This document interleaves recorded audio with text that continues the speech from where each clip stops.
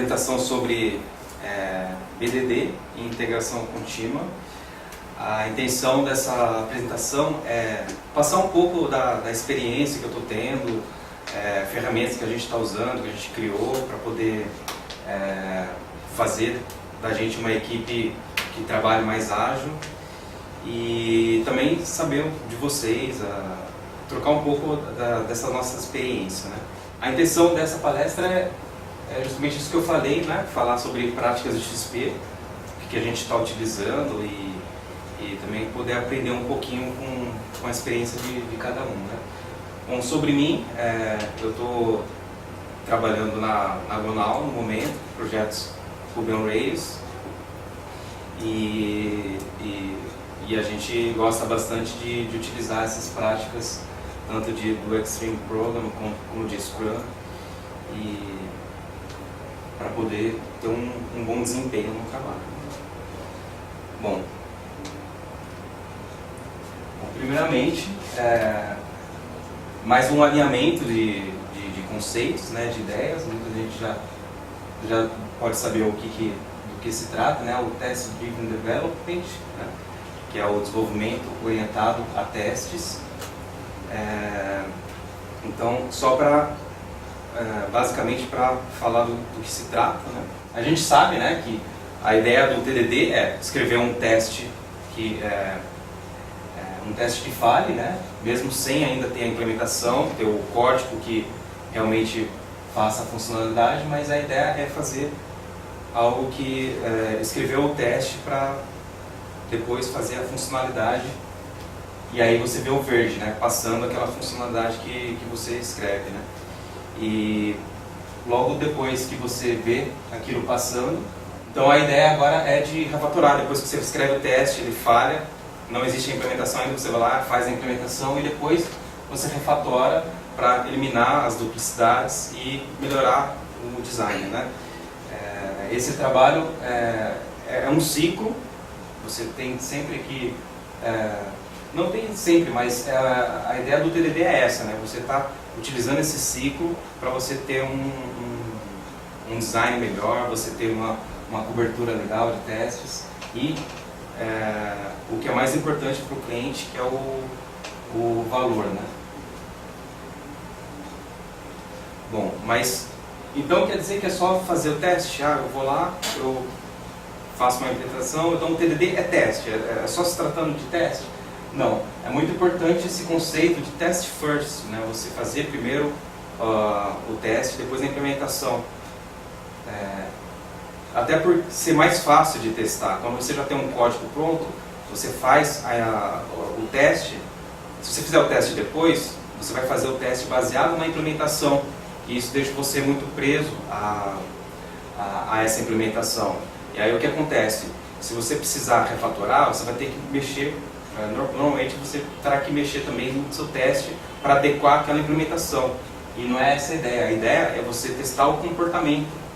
Então, você fazendo o teste antes, você está pensando no comportamento, no como tem que se comportar, independente de como aquilo é implementado. E isso garante essa liberdade de você poder fazer as refatorações, mantendo as regras, né? O que está especificado, o que está bem escrito lá nos testes, né? Então o teste depois tem que fazer, pelo menos para ter uma cobertura legal. Só a cobertura também não quer dizer muita coisa, desde que os testes estejam bons. Mas se você fizer antes, é melhor, por essa questão de não estar preso à implementação. Bom, e o teste, ele dá confiança justamente para você fazer essas refatorações, né?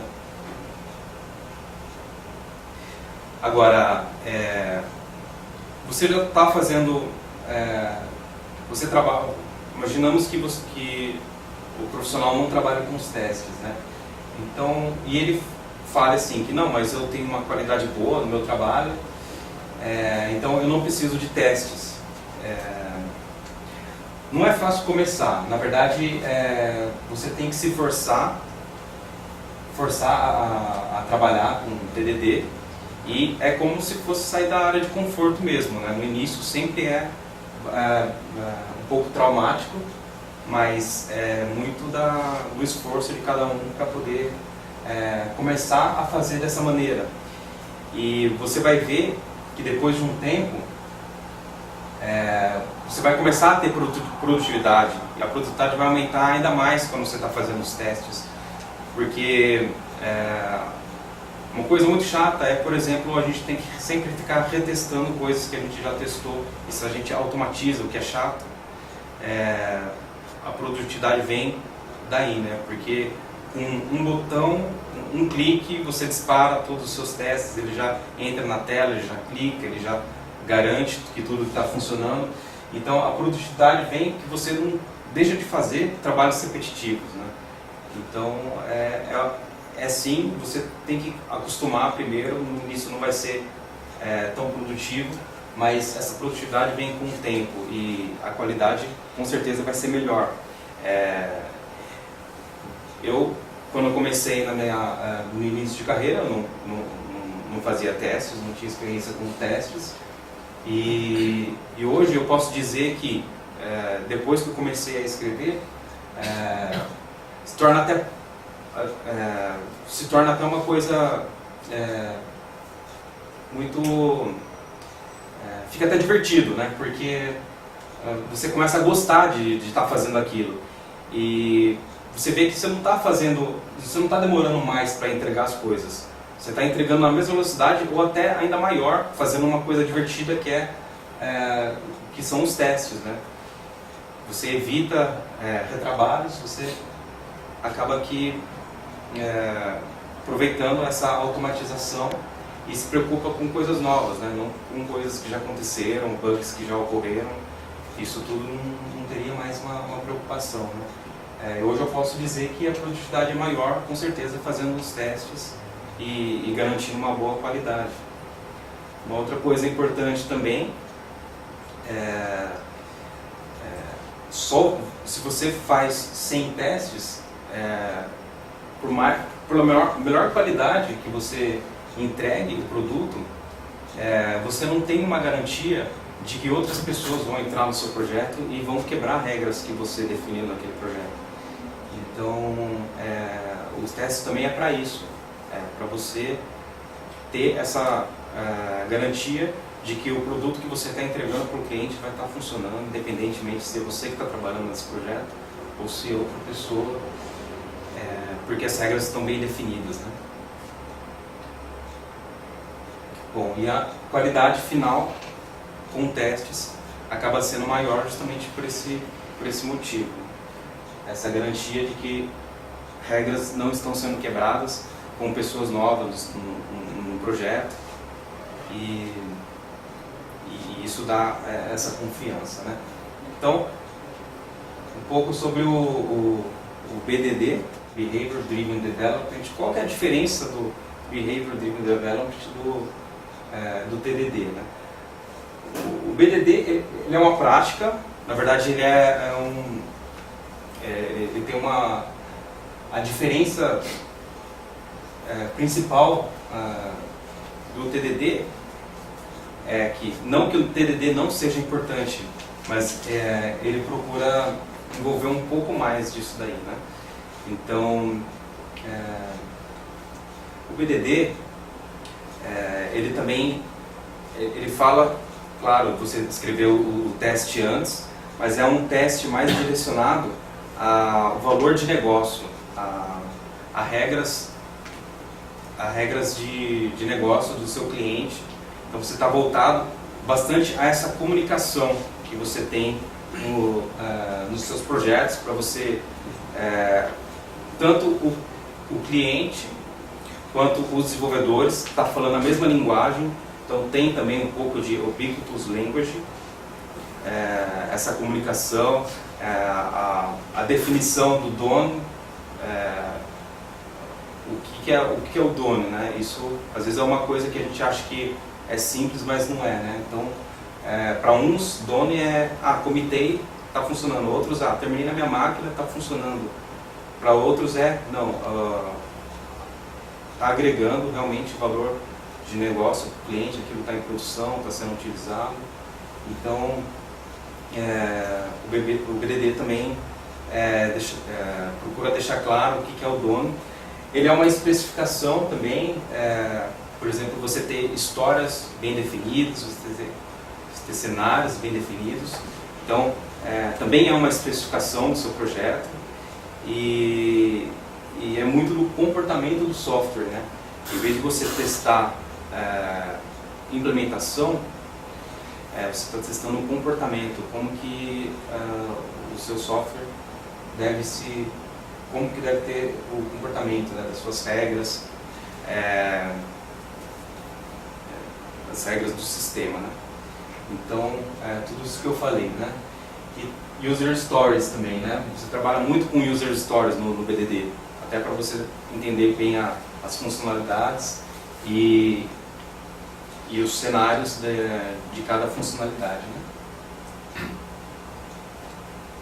Bom, falando sobre testes, é muito importante que conheça bem o que é mocks e stubs, porque isso ajuda muito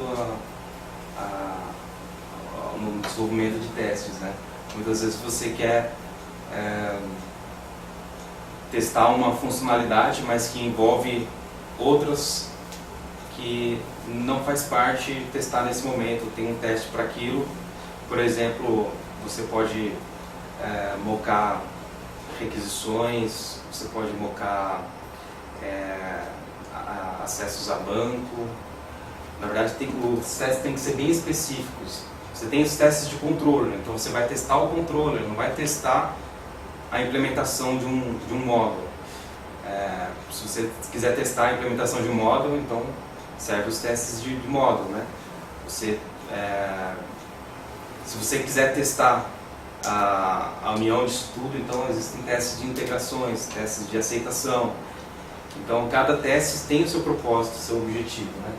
E os mocks e stubs não é a mesma coisa, tá?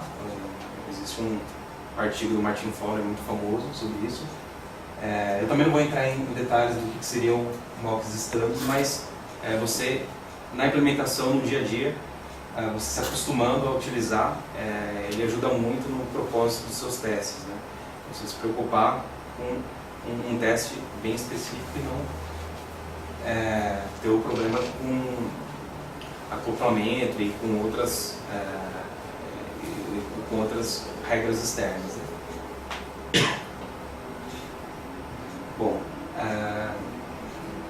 no dia a dia eu uso o RSpec, então ele utiliza uma forma muito parecida com o que a gente fala, né? São exemplos, né? O RSpec ele trabalha com exemplos, né? Então, exemplos de utilização do seu código, uma linguagem parecida com o que a gente está acostumado, tudo para ter essa oblique language, né? Essa comunicação e uma maneira bem fácil para que todos entendam quais são as regras do software, né? E utilizando aqueles mocks, né, como eu tinha dito, você consegue isolar dependências externas para você se focar nos seus testes. Agora, isso pode ter um problema também, se você utiliza muito daqueles mocks e stubs, que existe o que a gente chama de falso positivo. Por exemplo, o que seria isso, né? Isso seria um logo, né? Mas o que eu estou falando é outra coisa. O falso positivo por exemplo, você tem testes de controller, né? Então você moca ou faz stubs nas suas regras de negócio, nos seus métodos de modelo. E aí, por algum motivo, você faz uma refatoração no método que está sendo chamado no controller. E como aquilo está sendo estubado, você não percebe que aquilo está quebrado, né? É por isso que a gente utiliza o Cucumber, né? O Cucumber é a ferramenta que a gente utiliza. Tanto o RSpec quanto o Cucumber é uma stack de tecnologia do BDD, né? E o Cucumber ele faz esse trabalho de integração, né? Test end-to-end, para saber se todo o fluxo está sendo continua funcionando. Então você percebe se você fez alguma refatoração e por causa de mocks você não percebe que aquilo não estaria mais funcionando, mas quando você executa um teste de aceitação, isso fica bem claro. Então a refatoração que você faz, você consegue ter a visibilidade se alguma coisa não está quebrando, né? Então o Cucumber está um pouco escuro aqui, mas a carinha dele é essa mesmo, né? Você define num arquivo texto, né? Mas uma extensão de feature, aí você define qual seria a sua funcionalidade, né? E os seus cenários. Os cenários, eles são executáveis, né? Então você consegue implementar esses cenários. Aqui, por exemplo, tem um primeiro cenário que está passando, que está vermelho aqui, que está quebrado, e aí se quebrou esse daqui, o resto fica pendente, né? E fica esperando o anterior ser implementado, né? Então isso é especificação, né? Isso é o comportamento, né? Então o trabalho do Cucumber é você entender bem as funcionalidades e os cenários. Você coloca isso na ferramenta e você consegue dizer facilmente para o seu cliente se aquilo que ele pediu está funcionando, se não está, se tem alguma coisa quebrada, se quebrou alguma coisa que já estava funcionando. Você consegue ter esse feedback rápido e poder trabalhar nas funcionalidades do cliente, né? O Cucumber ele também fala de uma coisa muito interessante. No Extreme Program existe o que eles chamam de Acceptance Test Driven Development, né? Que são os testes de aceitação que o Extreme Program fala. O Cucumber ele tem uma variação disso, uma pequena variação disso. Ele fala Acceptance Test Driven, não é Development, Planning. Então você faz o plano, você monta esse plano com cenários e com funcionalidades e cenários, e antes de você ter a funcionalidade, você começa a construir a sua funcionalidade a partir disso daqui. Então você monta o seu plano e começa a desenvolver em cima disso, antes mesmo da funcionalidade. Então é o ADDP. E como que são esses, agora mais um exemplo, né, de Cucumber, né? Então aqui, por exemplo, num contexto de pagamentos de contas online, né, eu tenho uma funcionalidade que seria pagar contas online, né? Para reduzir o meu tempo pagando contas, como um cliente de banco e uma conta ativa, desejo pagar minhas contas online. Aqui apagou, né? Aqui está escrito cenário. Então aqui está cenário. Então qual é o cenário dessa funcionalidade? Eu posso ter vários cenários. Esse cenário aqui é o principal, né? O pagamento de conta. Então, nesse cenário, eu tenho que... É um exemplo. Então eu tenho que dar justamente um exemplo do que tem que acontecer aqui, com valores, com dados. São informações importantes para a pessoa ler e entender como que está, qual que é o funcionamento do seu sistema, né? Então, dado uma conta corrente, eu tenho um saldo de 50, quer dizer, dólares, né? Eu abro e uma cobrança de telefone no valor de 37. Quando eu pago a conta de telefone, eu devo ter, aqui é o valor de negócio, né? Então essa é a parte que, por que eu estou fazendo essa funcionalidade? Eu preciso ter um valor de negócio, né? Então eu devo ter 13 de saldo e a conta de telefone na lista de pagamentos recentes. Então esse é só um exemplo, mas a gente precisa ter bastante cuidado quando a gente estiver montando cenários e as funcionalidades, porque muitas vezes o cliente ele diz para você o como fazer e não o que ele quer.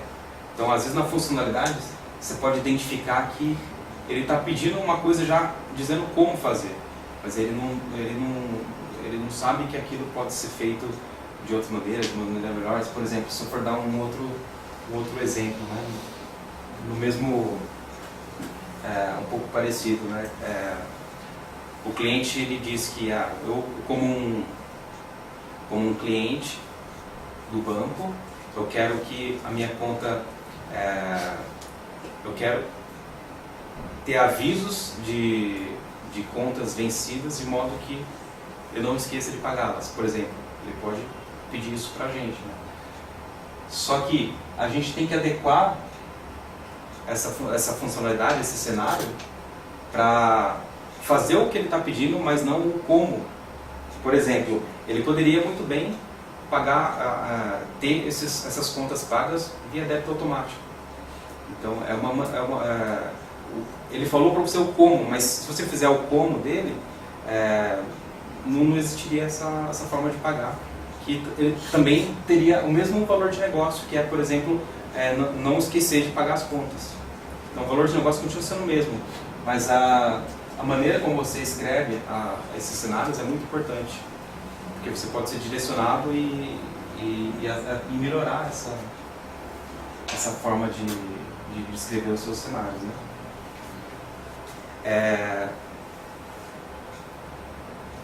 Eu uso o Cucumber e junto com outras ferramentas no dia a dia, para poder chegar num ponto legal de trabalho, né? Aqui a gente tem uma capivara, né? Lá no Rio Tietê, né? Com a família, tem os filhinhos dela. Mas o capivara, tá aqui. Aqui está o link lá do GitHub, né? Eu uso o Cucumber com o Capivara porque o Capivara ele traz algumas facilidades. Por exemplo, você continua trabalhando com uma DSL, com uma sintaxe muito parecida com o WebHat, né? Por exemplo, o WebHat é uma sintaxe que começou a se utilizar logo no início que o pessoal foi usando o Cucumber.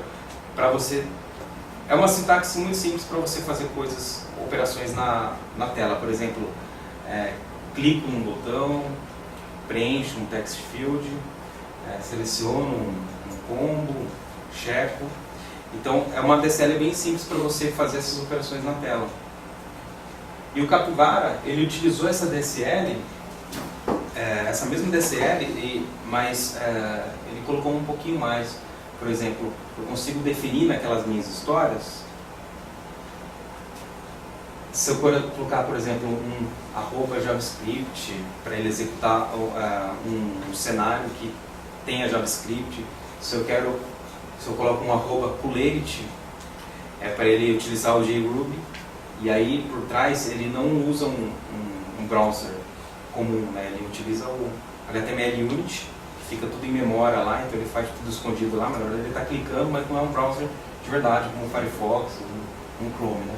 Então eu consigo, na mesma funcionalidade, testar de diversas maneiras, né, esse cenário, se eu quero que exiba no browser ou não.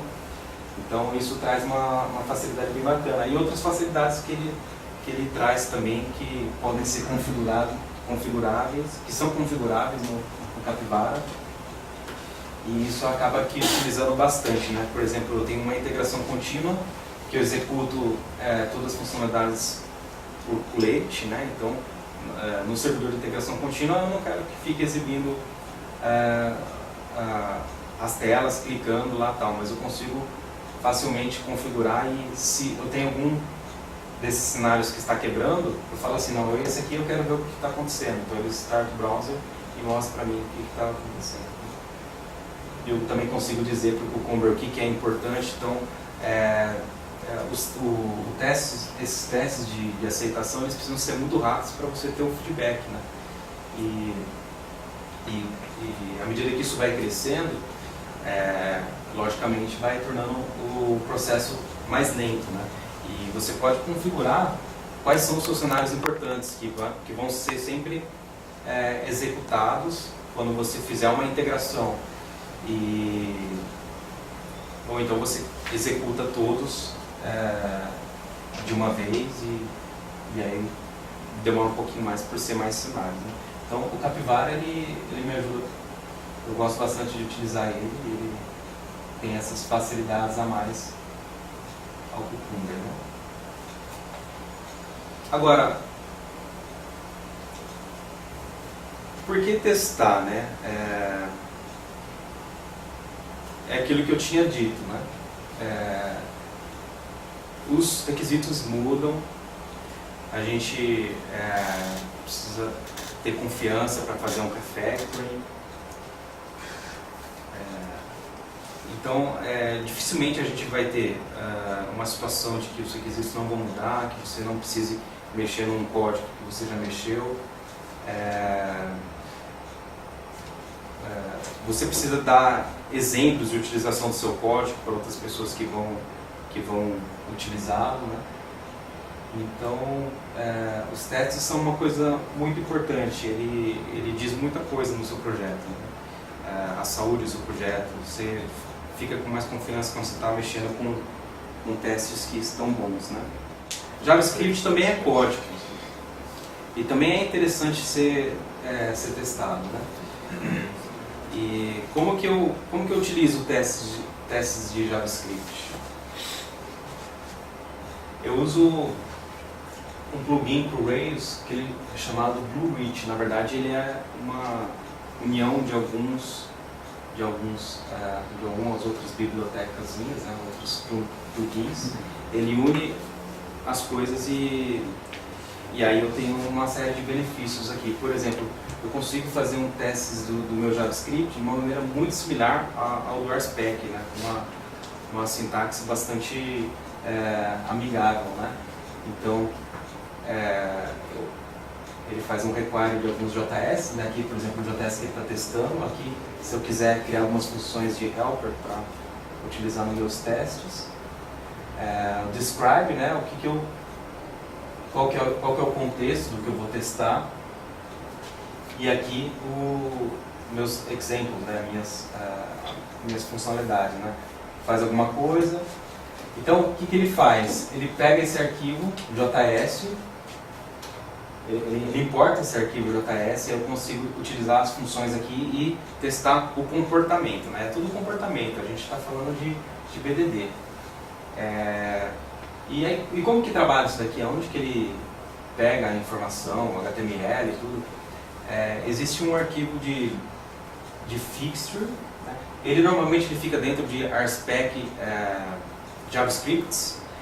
Aí tem uma pasta de fixture, que aí eu consigo criar um HTML que é o que ele vai utilizar. Ah, mas esse HTML tem que ser exatamente igual ao que existe na tela? Não, na verdade, se você estiver pensando em comportamento, não precisaria. Então eu crio um HTML, somente o que eu preciso para poder testar um método JavaScript. Por exemplo, eu posso pegar só uma table, não precisa ter header, não precisa ter nada do HTML. Eu pego uma table e coloco naquela fixture e falo assim, ele já sabe que tem que pegar a fixture chamada application HTML. Aí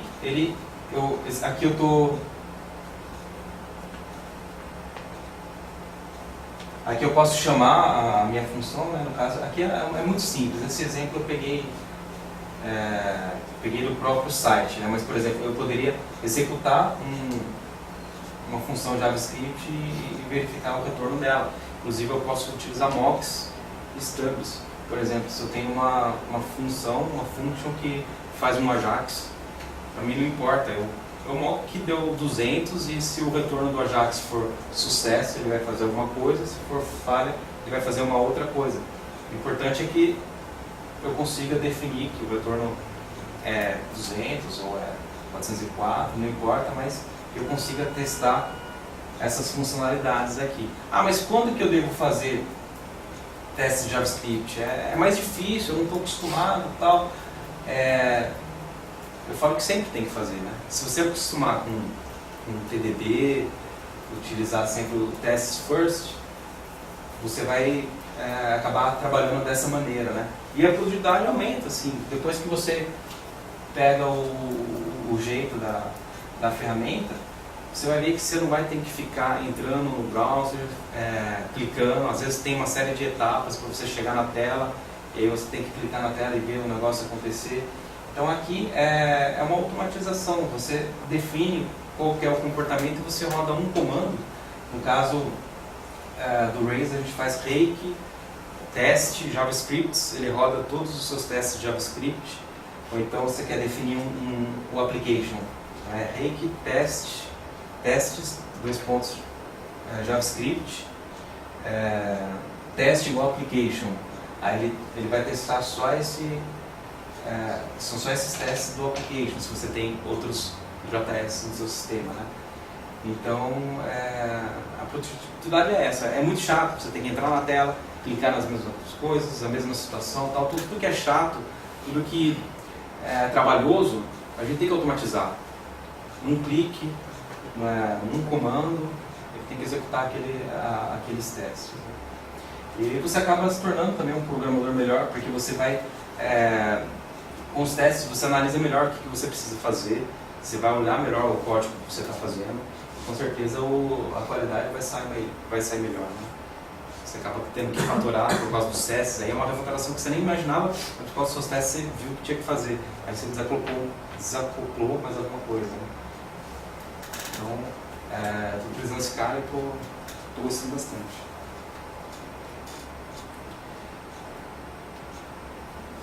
Bom, agora falando um pouco de integração contínua, né? A gente já tem toda aquela bateria de testes, testes de JavaScript, testes de aceitação, testes unitários. Então, com tudo isso na mão, o que a gente faz, né? Então, daí vem a integração contínua, né? Você ter os códigos sempre integrados, sempre executando, disparando os seus testes, e você vê que está tudo funcionando, né? Então, a integração contínua, né, também é uma outra coisa falada no Extreme Program. Você precisa ter um servidor para que aconteça essa integração contínua. E quanto mais houver essa integração, é melhor. Então, se você fizer um push num código, subir esse código para ser compartilhado, ele precisa disparar algum processo de build e você garantir que tudo está funcionando, né?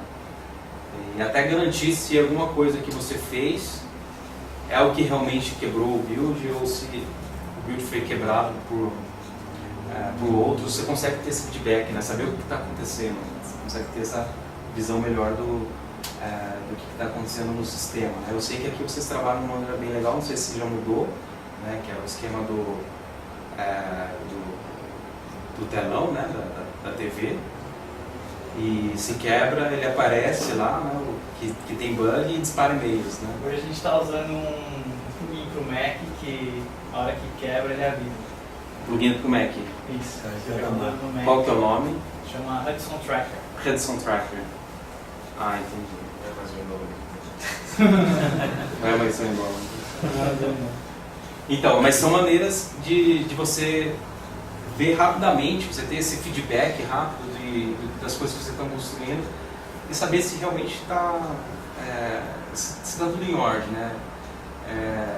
É muito da saúde do sistema, né? A integração contínua, às vezes está funcionando na sua máquina, mas se você fizer um deploy, ele não vai funcionar numa outra máquina, aí você sabe que tem problema no banco de dados, ou mudou a regra de negócio, e aí tem um cara que está null, mas era not null, e você só vai saber dessas coisas, desses problemas, com uma integração contínua, né?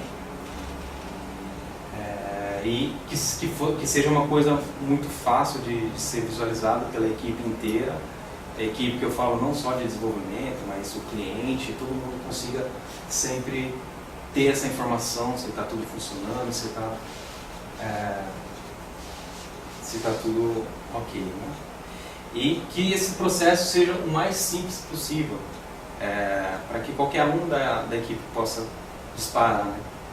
Deploy com um clique, né? Um clique que você faz um deploy para homologação, para produção, um comando que você execute, que vá para os ambientes, né? Então, precisa ser simples, qualquer um do time deveria conseguir fazer esse deploy. E o cliente ter um feedback, você ter um feedback do cliente, fazer as mudanças necessárias a partir do...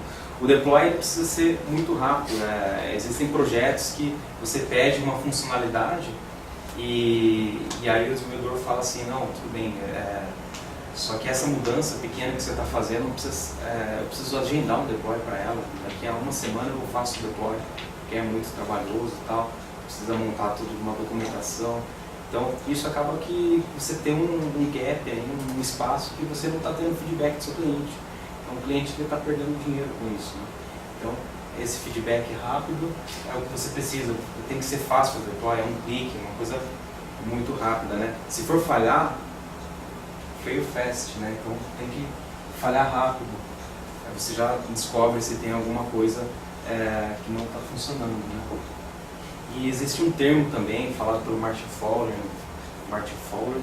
e o Guilherme Zubeira, da Kaelon, também fez uma apresentação sobre o tema deploy contínuo, né? Que é justamente isso, para você ter esse feedback rápido, você ter um processo muito simples para fazer deploy, você conseguir saber, todos ter a visão de que está tudo funcionando, né? Tudo automatizado, então um processo muito simples e para isso, para essa automatização, existem várias ferramentas, né, que auxiliam, né? A gente conhece o Capistrano, né, que é uma receita para você fazer um deploy, né? Você define servidores, você define caminhos, né, URLs, para ele poder copiar as coisas, atualizar o sistema. A gente no trabalho, a gente está utilizando o Signal, né, que é uma ferramenta do Diego Carrion, que trabalha lá com a gente. Essa ferramenta, a gente está trabalhando agora no layout dela, né? A gente está fazendo uma sugestão de layout para melhorar a carinha dela e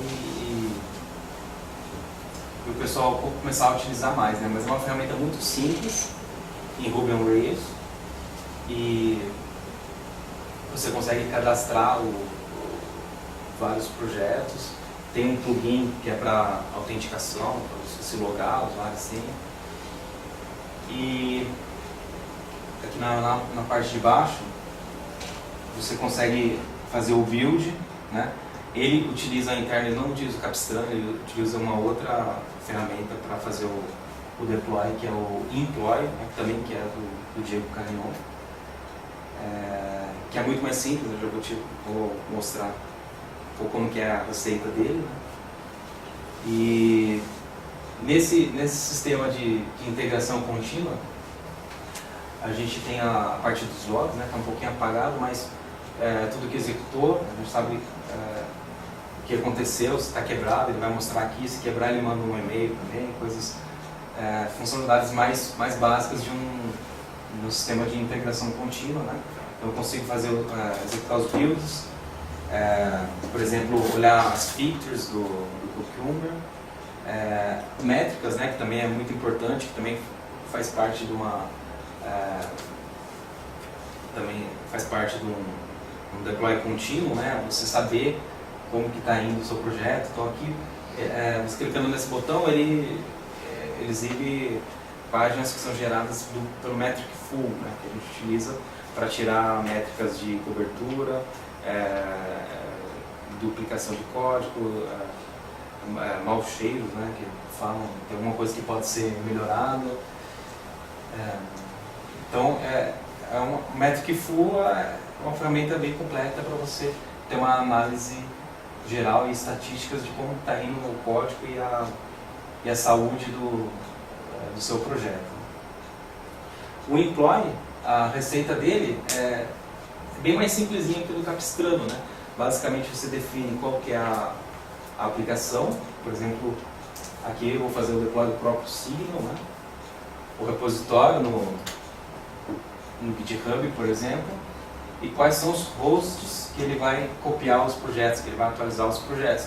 Essas 3 linhas é o suficiente para a receita do employ, né? O Capistrano precisa ser configurado com muito mais coisas. É que na verdade o employ, a ideia do employ foi trabalhar mais com a convenção do que a configuração, né? Você configura menos, porque a maioria das coisas é configuração, e você tem opções para poder customizar ou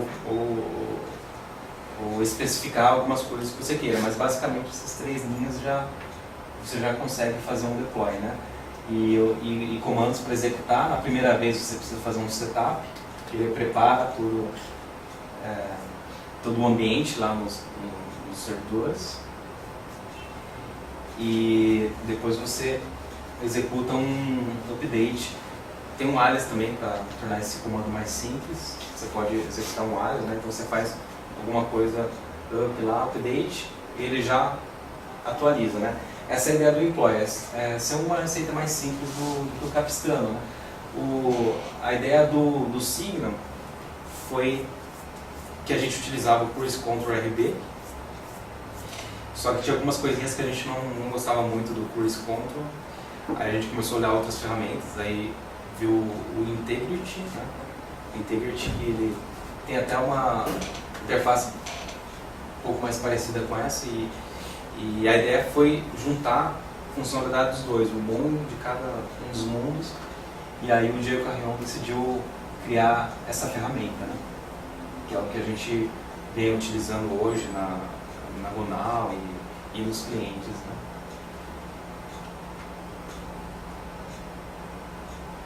Bom, eu perguntei qual que era aquela ferramenta que você utiliza para saber se o build está quebrado, né? Na Gonal a gente usa o CC Menu. Esse cara, na verdade, é da Forwards. Eles que criaram, é um aplicativo para o Mac, e aí você define as URLs de cada projeto, e se ele quebra, ele mostra vermelhinho. Se tem alguma coisa, por exemplo, ele não está conseguindo conectar no servidor, aí fica cinza. Então a gente usa esse cara aí. Uma coisa a mais para a gente ver que se tem alguma coisa quebrada, se está acontecendo algum problema no servidor, se tem alguma máquina que caiu, alguma coisa. No Mac a gente consegue saber, a gente utiliza isso daí para saber se tem algum problema, né? É uma ferramenta bem simplesinha, mas também é bastante interessante, né? Para ter essa visão do projeto. Bom, e é isso, assim, foi um pouco a ideia de passar a nossa experiência, o que a gente está utilizando para trabalho, né? Aqui são as referências, não é que não tem referência, é que não deu tempo de colocar, mas tem bastante referência aqui. Eu ainda vou estar mexendo nesses slides para as próximas apresentações, e a ideia foi justamente essa. Para as próximas apresentações eu pretendo, não tive tempo ainda o suficiente para preparar, mas eu pretendo estar fazendo live em code, então mostrar as coisas funcionando, executando, ter uma interação maior, por exemplo, sugestão de cenários, para saber se a gente está escrevendo da maneira correta, né? Se a ideia foi passada, e assim, mas hoje infelizmente eu não tenho um código para mostrar, mas a ideia foi passar aqui mais nos slides para saber como que é a nossa maneira de trabalho, né? É isso.